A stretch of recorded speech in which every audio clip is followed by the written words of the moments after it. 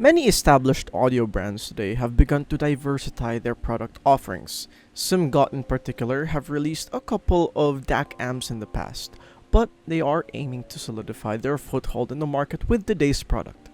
Today, let's talk about the Simgot DEW4X. The Simgot DEW4X is priced at $79 and features a dual CS43198 chips, which seems to be the chip that so many brands have begun to use in their own DACs in the past year. This doesn't mean that they would be the same, as there are many aspects of a DAC while having the same chip could drastically change your experience. First, let's get its specifications out of the way. This features the aforementioned dual CS43198 chip and features a 3.5mm SE and 4.4mm balanced outputs.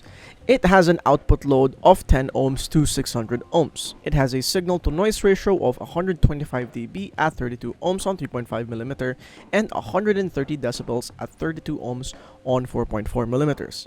It has a distortion of 0.0005% on 3.5mm and 0.0003 at 4.4mm. It has an output power of 140 milliwatts at 3.5mm and 300 milliwatts at 4.4mm. It has a frequency range of 20 Hz to 40,000 kHz. The DEW4X comes in a shiny box akin to their previous EW100 box with a rather familiar looking X design up front.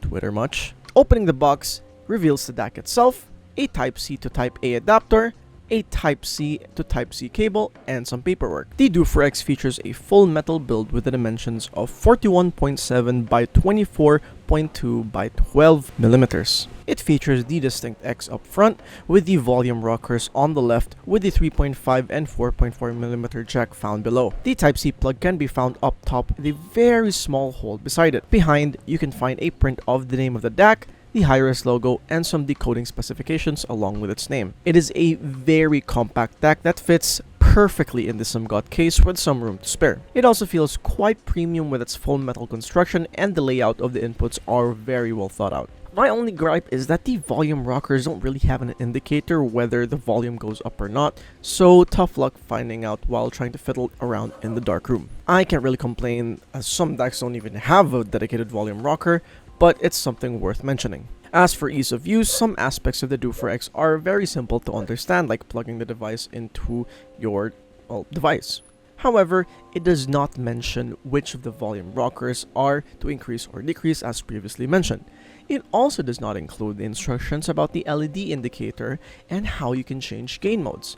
These are necessary features to be explained in the manual, but instead it was featured on their website deep under some fine print. As for compatibility and using the stock cable, I had absolutely no issues with compatibility on any of my smartphones, including my Huawei Nova 7 SE, which is notorious for not accepting some DACs. The DEW4X features the dual CS43198 chips, UAC 1.0 and 2.0, PCM 384 kHz on 32-bit decoding, as well as TSD256. It also features an LED indicator inconveniently placed inside of the DAC, with the only way to see it through the jack or through the very small hole. This can indicate the kind of file you're playing, whether you've reached the very highest or lowest volume, or whether you're in low or high gain. Unfortunately, the only way to know this is through their marketing material, as it was not mentioned in the manual. I did not encounter any heating on the DEW4X for over an hour of listening. It got decently warm, but it was an understandable amount of warm and never to uncomfortable levels. After 1 hour of continuous play, my phone went from 100% to 94%, which nets around 6% per hour of listening average through the 3.5mm.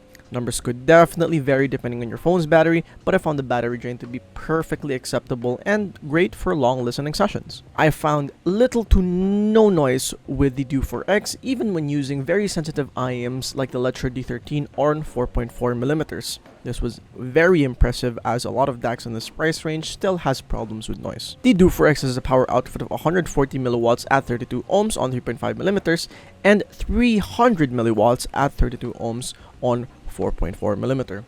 This is more than enough power to drive IEMs, even harder to drive IEMs.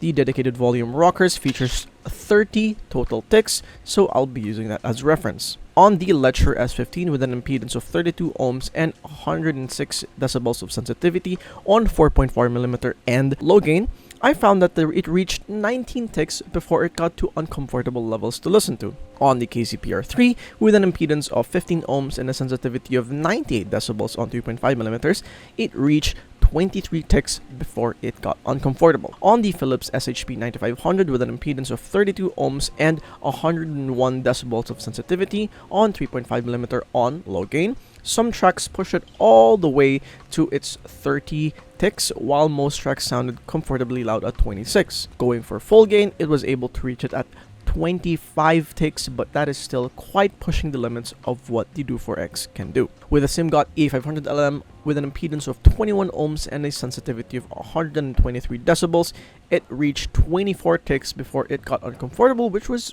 genuinely surprising, as I expected that the numbers would show that the E500LM would be a very easy to drive IEM, but I guess it's a nice scaling IEM. For a portable source, this is perfectly acceptable, but it is definitely not your end-all be-all for all kinds of transducers such as headphones. The DEW4X is a generally neutral sound presentation with a slight boost to the bass and a small boost into the treble shelf. The mids are very open and articulate sounding without sounding analytical or thin, while the transients are quite smooth but still well defined. It is not the most transparent, detailed, or dynamic sounding source, but it is very smooth and clean with superb uncolored tonal balance and extension on both ends. Its technical abilities are respectable, but not really the highlight. Separation and layering aren't exceptional for the price, but they are more than capable, especially when pairing it to more capable IEMs like the PR3. Talking about the pairings, I found that the PR3 with the DEW4X to be a wonderful pair.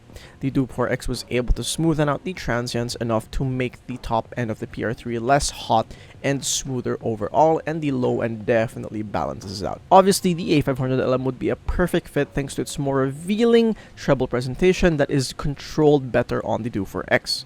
This also showcased how good both of these sets scaled, especially when paired with the DEW4X. Where the DEW4X doesn't pair up as well are with already smooth and relaxed sets. The S15 would be a good example, as it is already a wonderfully smooth set, and the DEW4X kind of over smoothens it to the point where it sounds a little bit dull, but not considerably. This also goes for warmer sets like the Tripo and Kailua, where the transients would be more subdued. In short, the DEW4X is perfect when paired with sets with more revealing treble, as it has the tendency to smoothen out the rougher edges of those IEMs. However, this has the effect of making already smooth and relaxed sets sound a little duller on the attack. Comparing it to the Heidi's XO, the XO has a more analytical and dynamic sounding presentation compared to the DEW4X, but can induce a little bit of sibilance and harshness on the already bright leaning set. This is especially evident when doing AB with the KCPR3, where the PR3 sounded screechy and harsh on the XO, while smooth but still generally crisp on the DEW4X. Separation and layering are more precise on the XO, with the stage being just a little bit more intimate on the XO. Imaging is more holographic on the XO compared to the DEW4X. To conclude, the DEW4X marks as a very solid entry into the very competitive DAC market, while not really featuring the fanciest bells and whistles and kind of omitting some explanation for the features in the DAC itself. It is a fundamentally good listening experience. It has more than enough power for in-ears while being more than perfect for Simgot's own IEMs, with its smoother but more transparent and crisp sound. And just like their IEMs, Simgot has provided a fundamentally good listening experience with no strings attached. I just wish that in the future, they would do a better job at explaining some of the features of their own product. Thank you so much for watching my review on the Simgot DEW4X. If you would like to order one, you can use the non-affiliated link down below. And with that, OB Audio, out!